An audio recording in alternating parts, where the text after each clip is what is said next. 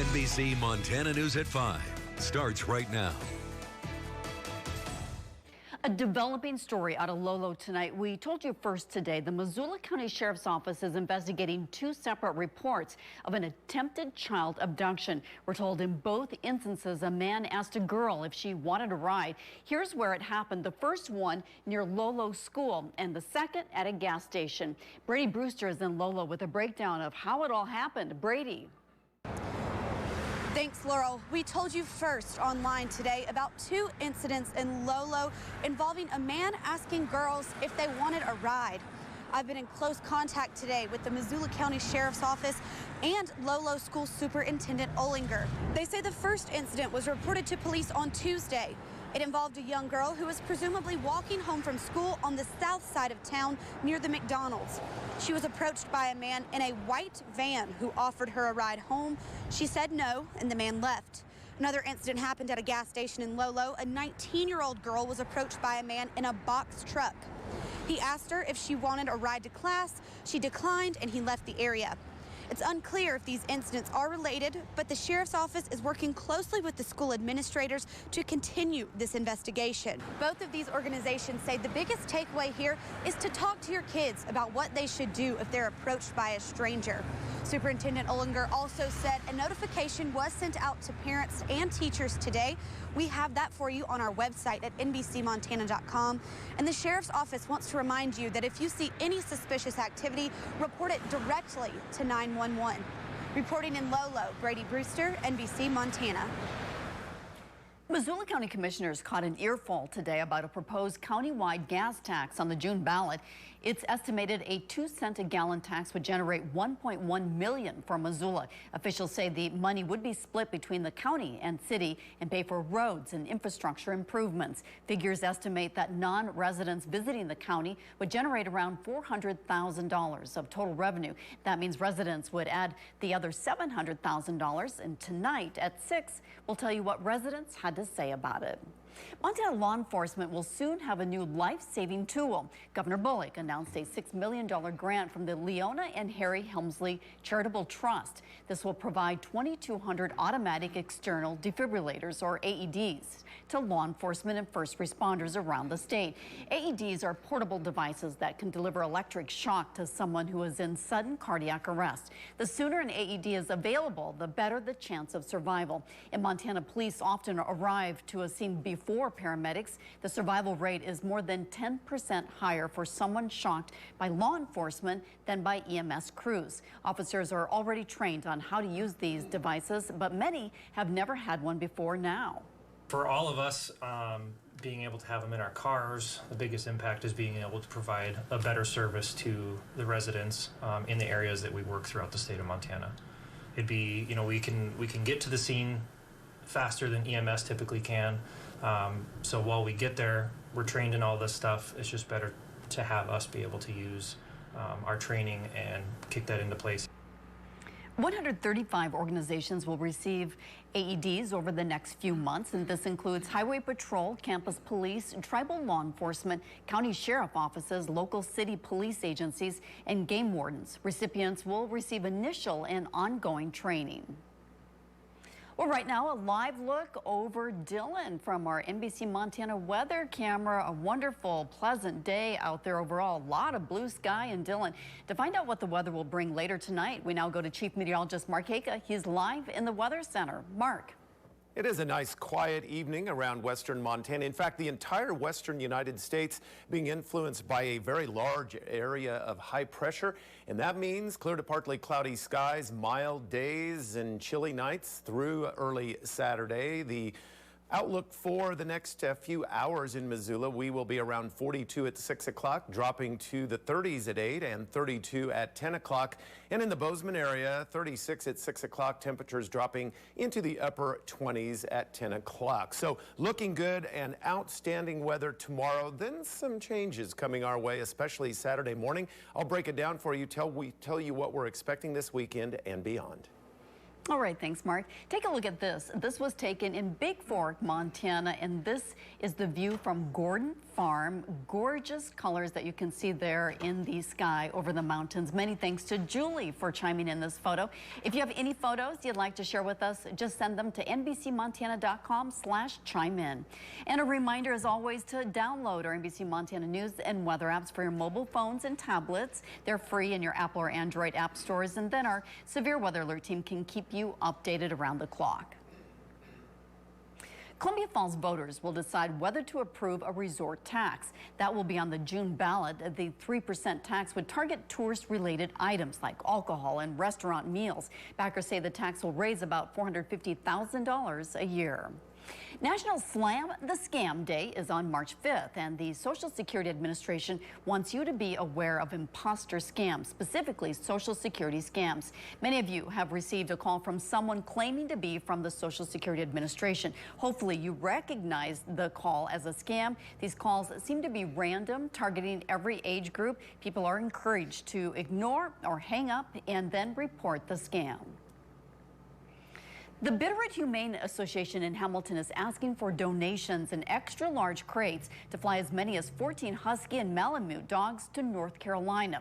If they're deemed eligible, the dogs would be sent to a behavioral rehabilitation center there. The dogs cannot be driven by car, and air travel is extremely expensive. The animals are some of 40-some Husky and Malamutes that were confiscated in a neglect case in November. These dogs have not been domesticated and need professional training so they can be adopted.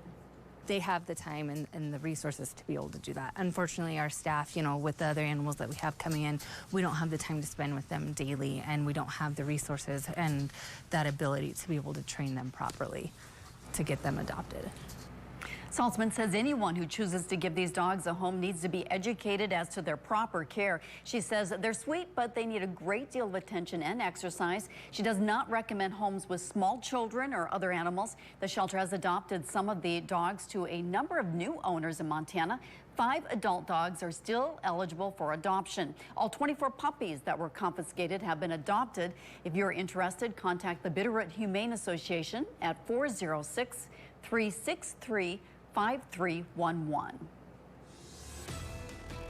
Tonight we dig into another piece added to the case of 2 missing kids from Idaho. Coming up, where officials are planning to search for answers next.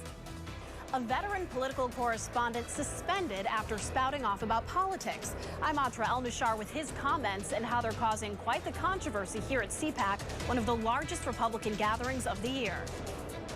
Do you have an Echo device? If so, you can get your severe weather alert updates and the latest news on your Amazon devices. Just say, Alexa, what's my flash briefing?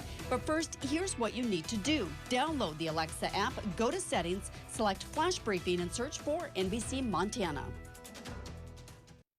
Inside your world It's our crew in Southwest Montana to see what's making headlines there. NBC Montana's Orlinda Worthington joins us live. And good evening, Orlinda. Good evening to all of you. Well, new tonight at 6, another layer in the mystery of what happened to 2 Idaho kids missing since September. Their mom, Lori Vallow, will return to Idaho soon to face charges she abandoned them. Now her niece is denying claims she knows where the kids are. We told you when Melanie Pulowski's ex-husband told a judge she knew the kids were at a doomsday cult. So where are those children? Tonight we'll explain what's led investigators to the crown jewel of national parks, Yellowstone, and why they might not find any answers there anytime soon. Plus, the call for help from Kalispell Police. If you have a security camera, register it with their department. Now, the idea is simple. The camera can catch criminals or car wrecks. But turns out not everyone's a fan. Tonight at 6, why officers promise it's not an overreach. We'll have those stories and more coming up for you in our 6 o'clock newscast. Back to you in Missoula, Laurel. All right, some good stories. Thanks, Orlinda. A longtime network political correspondent is off the campaign trail for his controversial comments caught on camera by the controversial political group Project Veritas. The video fueling the debate of media bias at this year's CPAC conference. Atra El-Nashar sat down with the man who published the video to find out why he's doing it. Yeah, I think the media is biased. Being a journalist myself, I definitely see more willingness on the right side of the aisle to actually find the truth. At CPAC, one of the largest gatherings of conservatives in the United States, supporters of the president and champions of right-wing causes are making it known many of them don't trust mainstream media. A new hidden camera video of an ABC News correspondent is fueling their frustration. I'd consider myself a socialist. Reporter David Wright, who's been suspended for his comments, is heard criticizing the network's coverage of President Donald Trump. But I think that we don't have the bandwidth to give everybody a fair shot. ABC News issued a statement to Sinclair saying in part, any action that damages our reputation for fairness and impartiality or gives the appearance of compromising it harms ABC News and the individuals involved. Going on to say, when Wright returns to work, he will be reassigned away from politics. The video was published by Project Veritas, led by controversial conservative activist James O'Keefe. People have a right to know that he believes that. And I think he should not be suspended for being honest. O'Keefe claims major media companies are often dishonest and have an agenda. O'Keefe has called Wright out on Twitter numerous times for being a socialist. But when asked about his own political beliefs, O'Keefe said this. But are you conservative? Am I conservative? I wouldn't characterize myself as conservative. Got a staff member wearing a Trump lapel pin. We do, and ABC has a staff member who's a socialist. There's a lot of different people. But you just said there's nothing wrong with being a socialist. There's nothing wrong with that, and there's nothing wrong with one of my staff members wearing a Trump pin. On Saturday, O'Keefe is making a speech here at CPAC, and he tells me it's going to be about recruiting who he calls insiders, people who can give him tips and help him uncover stories. Also making several appearances at CPAC are numerous on-air employees of Fox News. I asked him if he thinks it's hypocritical for a news organization to have a presence at a political event like this. O'Keefe tells me he doesn't know enough about the scheduled speakers to make a comment. Reporting at CPAC, I'm Atra El-Nashar. Coming up, a police sergeant saves the day after an apartment building catches fire, and it's all caught on body camera. What happened next? Good evening, everyone. Well, enjoy Friday. It's going to be a mild day, and then the next weather maker will bring increasing chances of snow tomorrow night and Saturday. I'll break it down hour by hour. Have your weekend forecast.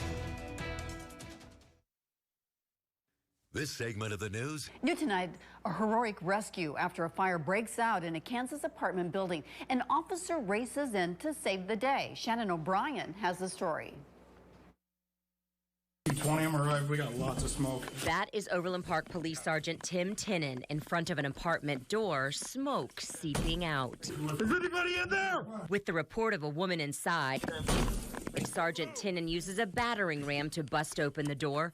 A cloud of smoke jumping out into the hallway, forcing the officer back down the stairs, gasping for breath. Okay, go ahead and step out for me. Tinnen trying again, pushed off by the billowing monster.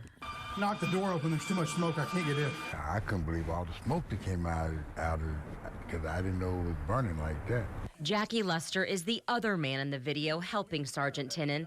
Before Tinnen arrived, Luster tried to get into the burning apartment himself. The doorknob was hot, but the door was locked. 220, we need fire expedited. I think we got somebody in here. What's that like as a police officer when you know that there's somebody who needs your help, but you can't get to them? Yeah, it tears you up inside. A desperate feeling, says Overland Park Police Officer John Lacey, who spoke to Sergeant Tinnen after the fire. He felt a little hopeless, at the time, but he knew that someone was inside. After catching his breath, instead of giving up... Oh, Jesus. Please don't be in there. Oh, God. Sergeant Tinnen going in again, trying to use his fire extinguisher to fight the flames when the Overland Park Fire Department pulls up on scene. It's rolling. I can't get up there. I blew the door open, but I can't get in. There's too much smoke. Tinnen's lonely fight to save the woman lasting over 3 minutes, never giving up. Oh, I was glad he did what I couldn't do. He got the door down anyway, and he tried. I rammed up the top of the stairs. I'm very proud of Sergeant Tinnen. He did a wonderful job. It's a very heroic effort, and he did the right thing. Fire.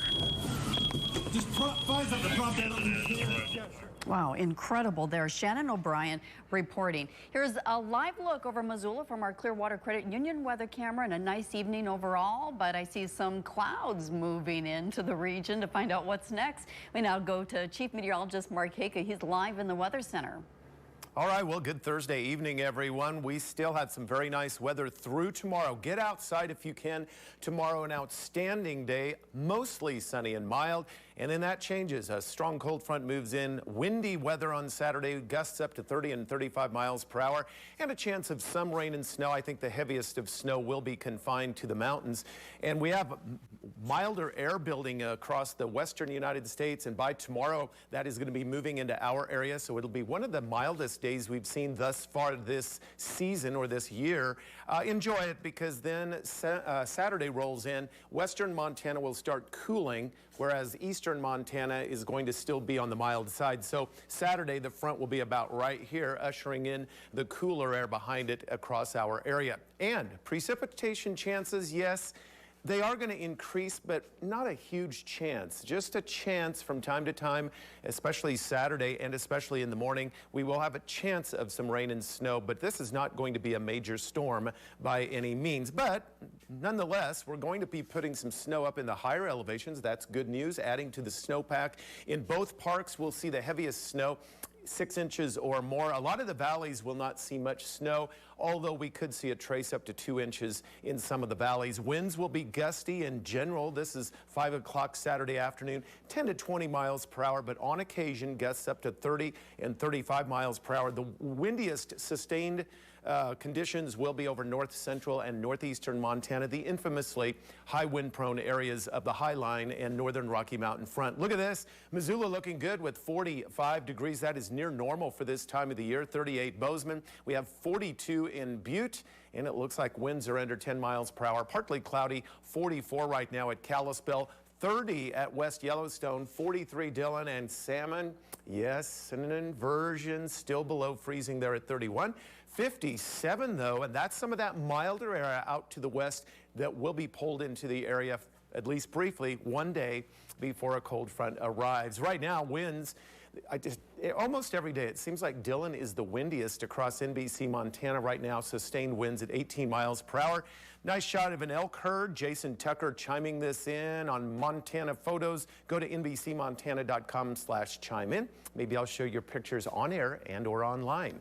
Tonight, we are looking at partly cloudy skies, 32 Kalispell, 29 in Polson. Tomorrow, partly sunny, nearing 50 at Kalispell, 58 Thompson Falls, and 51 degrees in Libby. West central areas, partly cloudy tonight, 28 in Missoula, 24 in Phillipsburg. Looking good tomorrow, sunshine, 52 in Missoula, 56 Superior, 47 in Phillipsburg. Southwest Montana tonight, clear to partly cloudy, 21 Bozeman, 7 at West Yellowstone, 20 in Butte, and 23 in Dillon. Tomorrow, sunny and a bit milder, 48 in Bozeman, 38 Dillon, 47 in Butte, and 38. We might finally scour that inversion out of the valley. In the extended for Missoula and Kalispell, chance of rain and snow Saturday and almost daily next week. So a very unsettled weather pattern is going to be settling across the area. That's why you should get out and enjoy tomorrow. Highs will be back to the upper 30s and 40s. And in the Butte and Bozeman areas, chance of rain and snow over the weekend. Snow and rain Tuesday and Wednesday. Highs will lower to the low 30s Sunday, and then back up to the upper 30s to lower 40s next week. So after tomorrow, we're going to go back to below normal temperatures. So enjoy the 40s and 50s tomorrow. Back to winter. Back to winter. Okay. Coming up, a possible first for the U.S. Officials report a possible community spread case of the coronavirus. Plus, we'll give you the latest numbers globally for the virus, and that's next. Depend on your severe.